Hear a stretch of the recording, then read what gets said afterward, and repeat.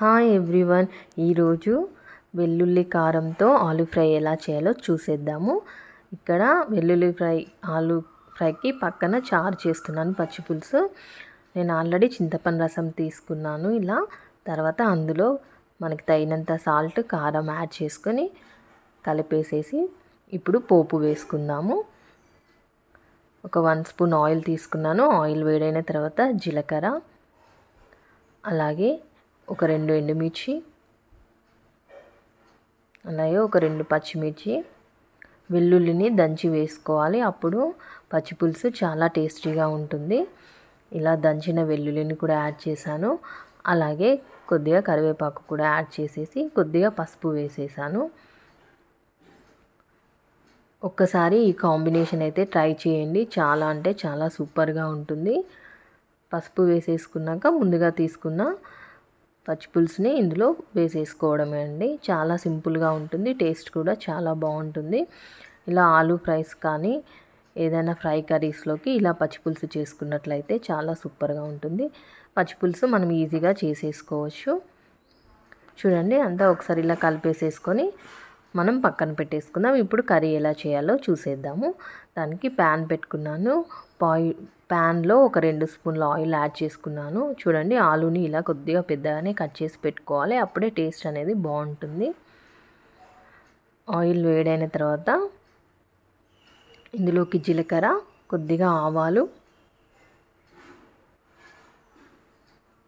ఇట్లా ఆవాలు జీలకర్ర చిటపటలు ఆడిన తర్వాత ఇందులోకి మనము ఒక 2 ఎండుమిర్చిని తీసుకోవాలి. ఎండుమిర్చి వేసుకోవడం వల్ల కర్రీ చాలా బాగుంటుంది, కలర్ఫుల్గా ఉంటుంది. ఎండుమిర్చి, అలాగే ఒక 3-4 పచ్చిమిర్చి, అలాగే ఒక మీడియం సైజ్ ఆనియన్, అలాగే కరివేపాకు కూడా వేసుకొని అంతా ఒకసారి కలుపుకోవాలి. అది కొంచెం ఫ్రై అయ్యే వరకు మనము ఒక 7-8 వెల్లుల్లి, అలాగే 1 స్పూన్ కారము, అలాగే కొద్దిగా జీలకర్ర వేసుకొని దంచేసుకోవాలి. చూడండి, ఈలోపు మనకి ఆనియన్స్, పచ్చిమిర్చి ఇవన్నీ ఫ్రై అవుతూ ఉంటాయి. ఇప్పుడు ఆనియన్స్, పచ్చిమిర్చి అంతా ఫ్రై అయిపోయాయి కదా. ఇప్పుడు మనం ముందుగా కట్ చేసుకున్న ఆలూ పీసెస్ని ఇందులో వేసుకోవాలి. చూడండి, అంతా మంచిగా ఒకసారి కలుపుకోవాలి. కలుపుకొని మూత పెట్టేసుకొని మనము ఆలూని ఫ్రై అయ్యేంత వరకు ఫ్రై చేసుకోవాలి.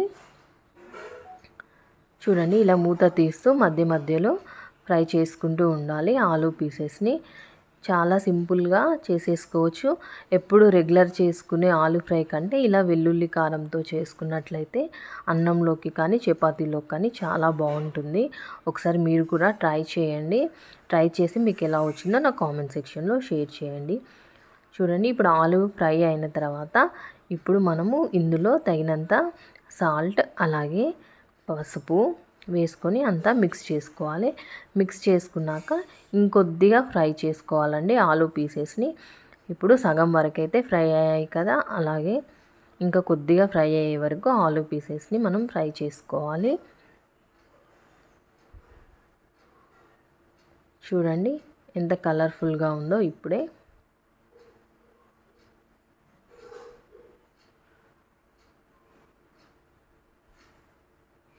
మంచిగా అంతా ఇలా ఫ్రై చేసుకోవాలి.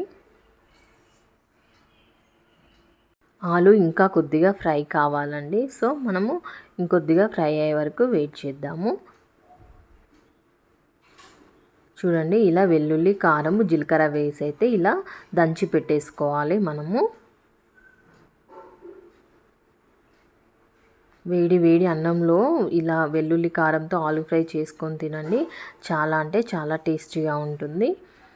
మూత పెట్టేసుకొని మరి కొద్దిగా ఫ్రై చేసుకుందాము.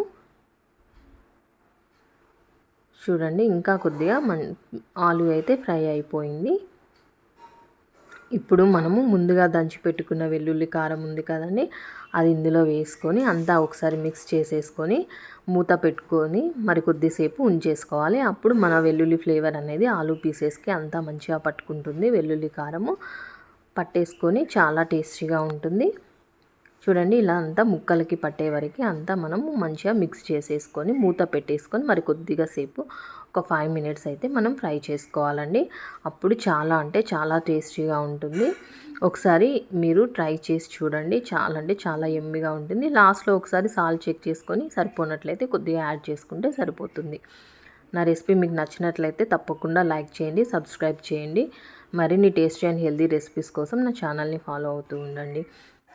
చూడండి అంతే, ఎంతో సూపర్ యమ్మీ టేస్టీ వెల్లుల్లి కారం ఆలూ ఫ్రై రెడీ అయిపోయింది. లాస్ట్‌లో కొద్దిగా కొత్తిమీర వేసేసుకుంటే అంతేనండి. చూడండి ఎంత యమ్మీ అండ్ కలర్ఫుల్ ఉందో. నచ్చితే like and subscribe. Thank you.